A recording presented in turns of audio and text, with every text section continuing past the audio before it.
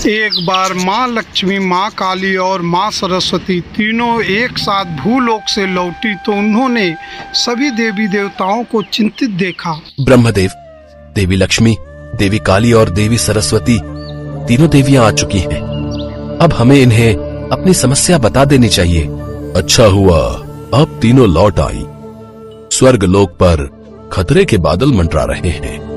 अब स्वर्गलोक की रक्षा आप तीनों देवियों के द्वारा ही हो सकती है। परंतु बात क्या है? आप सब इतने चिंतित क्यों हैं? हमारी चिंता का कारण ब्रह्मदेव का वरदान है। वही वरदान जिसके कारण आज विनाशासुर स्वर्ग पर अपना राज्य स्थापित करने के लिए सभी देवताओं को परेशान कर रहा है। विनाशासुर? आपने उसे क्या वरदान दे दिया ब्रह्मदेव कि वो स्वर्ग पर अपना अधिकार प्राप्त करने का साहस कर बैठा? देवी काली, विनाशासुर ने कई वर्षों तक मेरी तपस्या की, जिससे प्रसन्न होकर उसने मुझसे अमरता का वरदान मांगा, परंतु मैंने उसे ये वरदान देने से मना कर दिया और कोई और वरदान मांगने के लिए कहा। मैंने उसके कहे अनुसार ये वरदान दिया कि उसकी मृत्यु केवल शरीर से लाचार, मस्तिष्क से मंद बुद्धि तथा धन से वंचित मनुष्य के द्वारा ही होगी। इसी कारण विनाशासुर घमंड में आ गया है।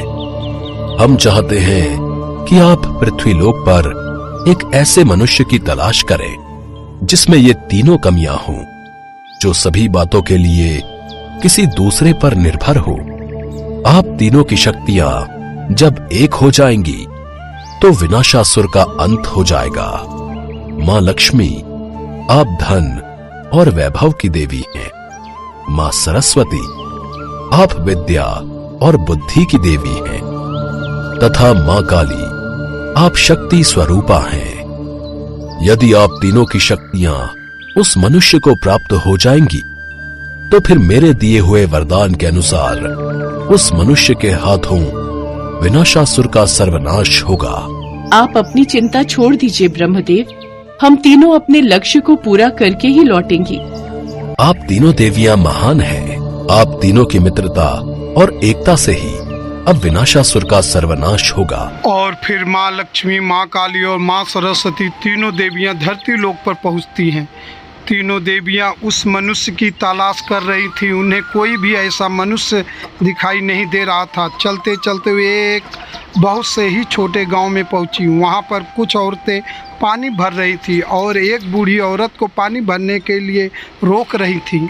अरे काकी, तुमने कौन सा घर पर रोटी सब्जी बनानी है? हमें तो घर पर काम होते हैं, हमारे तो बाल बच्चे हैं। पति काम पर जाते हैं, इसलिए हमें समय पर पानी भरना होता है। हाँ काकी, तुम्हारे घर पर तो बस एक अपाहिज बेटा ही है जो सालों से बिस्तर पर पड़ा हुआ है।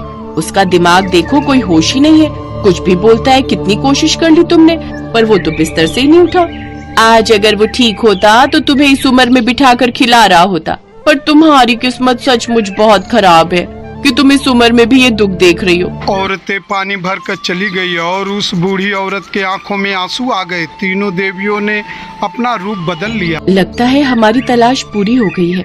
हमें विनाशासुर का संहार करने वाला मिल गया है। तीनों देवियां उस बूढ़ी औरत के पास जाती हैं। काकी, हम बहुत दूर से आए हैं, क्या आपके घर में हमें कुछ खाने का और थोड़ी देर विश्राम करने का अवसर प्राप्त हो जाएगा? मेरे घर में? मेरा घर तो बहुत टूटी फूटी झोपड़ी है। क्या आप तीनों वहाँ विश्राम कर पाओगे? अगर कर सको तो मुझे कोई ऐतराज नहीं है। यही सामने ही मेरी झोपड़ी है। हाँ हाँ, क्यों नहीं, हमें तो कुछ देर विश्राम ही करना है। तीनों देवियां बूढ़ी औरत के साथ चली जाती हैं। एक टूटी छोटी सी झोपड़ी जहां बर्तन के नाम पर एक कटोरा, एक थाली थी। बहुत ही गरीबी था। बिस्तर पर एक लाचार बेटा जो कुछ बोल सुन नहीं रहा था। काकी, ये कौन है? ये मेरा बेटा है किशन। जब ये पैदा हुआ था तभी से इसका दिमाग कमजोर था, फिर धीरे धीरे इसका शरीर भी लाचार हो गया। मेरे पति के स्वर्गवास के बाद हमारे ऊपर बहुत दुख संकट आ गए।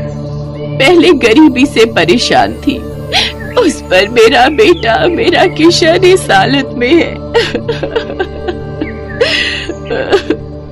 बूढ़ी औरत रोने लगती है। तीनों देवियां अपने रूप में आ जाती हैं। अपने सामने तीनों देवियों को देखकर बूढ़ी औरत हैरान रह जाती हैं। तीनों देवियों ने अपना सीधा हाथ उठाती हैं और उसमें से एक एक दिव्य ज्योति निकलकर किशन के ऊपर पड़ती है। किशन उठकर खड़ा हो जाता है और तीनों देवियों को प्रणाम करता है। मैं धन की देवी हूँ। मैं तुम्हें धन संपत्ति प्रदान करूंगी। मैं बुद्धि की देवी हूँ। मैं तुम्हें बुद्धि प्रदान करूंगी। मैं शक्ति की देवी हूँ और मैं तुम्हें शक्ति प्रदान करूंगी। आप तीनों देवियों की जय हो। मेरा किशन ठीक हो गया। मेरा बच्चा ठीक हो गया। आप तीनों देवियों ने मेरे बच्चे को फिर से नई जिंदगी दी है। किशन, तुम्हें विनाशासुर का संहार करना है। हमारी दी हुई शक्तियों के द्वारा ही तुम उसका संहार करोगे। तीनों देवियां किशन को सब कुछ समझा देती हैं। उसके पश्चात किशन देवियों के साथ विनाशासुर के समक्ष पहुंचता है। विनाशासुर किशन को देखकर हंसने लगता है। ब्रह्मा जी के दिए हुए वरदान के अनुसार मेरा वध आप सबको पता ही होगा। उसी के द्वारा होगा जो शरीर से अपाहिज, गरीब और शक्तिहीन होगा। हमने ऐसा ही व्यक्ति तुम्हारी मृत्यु के लिए ढूंढा है। किशन में ये तीनों कमियां थीं, जिनकी पूर्ति हम तीनों की शक्तियों से मिलकर हुई है। हमने किशन को धन, संपत्ति, बुद्धि तथा शक्ति तीनों प्रदान की है। अब तुम्हारा अंत निश्चित है। तीनों देवियां किशन को एक त्रिशूल देती हैं और किशन उस त्रिशूल से विनाशासुर को मार देता है। सभी देवी देवता तीनों देवियों पर फूलों की वर्षा करने लगते हैं। किशन को आशीर्वाद देकर तीनों देवियां अंतर्ध्यान हो जाती हैं। किशन अपने घर वापस लौट आता है। अब माँ लक्ष्मी, माँ काली और माँ सरस्वती तीनों की कृपा से किशन और उसकी माँ सुख से अपना जीवन व्यतीत करने लगते हैं। तीनों देवियों की मित्रता की सभी देवता खूब प्रसन्नता करते हैं, क्योंकि दुख और सुख हर घड़ी में तीनों देवियां एक साथ एकजुट होकर सृष्टि के रक्षा के लिए कार्य करती हैं।